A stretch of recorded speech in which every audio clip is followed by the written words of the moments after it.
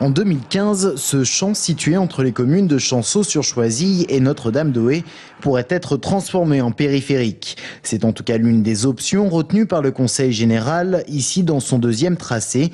Le premier, quant à lui, passerait à proximité de Tours-Nord, tous deux débouchant sur l'échangeur de Parcey-Melay. Impensable pour ce représentant d'association, engorgement à l'arrivée et passage à proximité des habitations.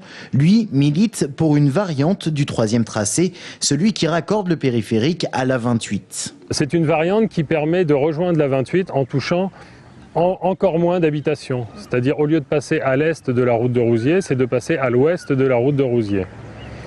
Donc ça permet d'avoir un nombre d'habitants moindre dérangé et de rejoindre tout aussi facilement l'autoroute A28. Sachant que cette variante du troisième tracé rejoindrait le même point d'arrivée sur l'autoroute A28 que le troisième tracé.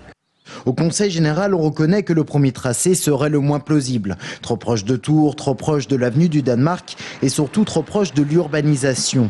Quant à la proposition de l'association Le Périph' Nord à la bonne place, on ne ferme pas la porte. La concertation publique qui se déroule peut faire apparaître des variantes nouvelles et qu'on est tout à fait prêt à les étudier parce qu'il ne faut pas confondre la concertation publique et l'enquête publique qui aura lieu qu'après en 2010. Et là, il s'agit simplement de recueillir les informations et ensuite de pouvoir opérer un choix le mieux possible.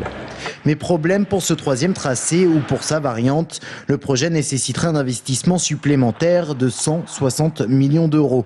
Rien que pour acheter à Cofiroute la section aujourd'hui payante. Avec un coût déjà estimé à 100 millions d'euros, pas sûr que l'instance publique opte pour cette solution onéreuse. D'autant que pour certains, trop éloignés, le périphérique dissuaderait pas mal d'usagers, à moins que le développement de l'agglomération soit anticipé.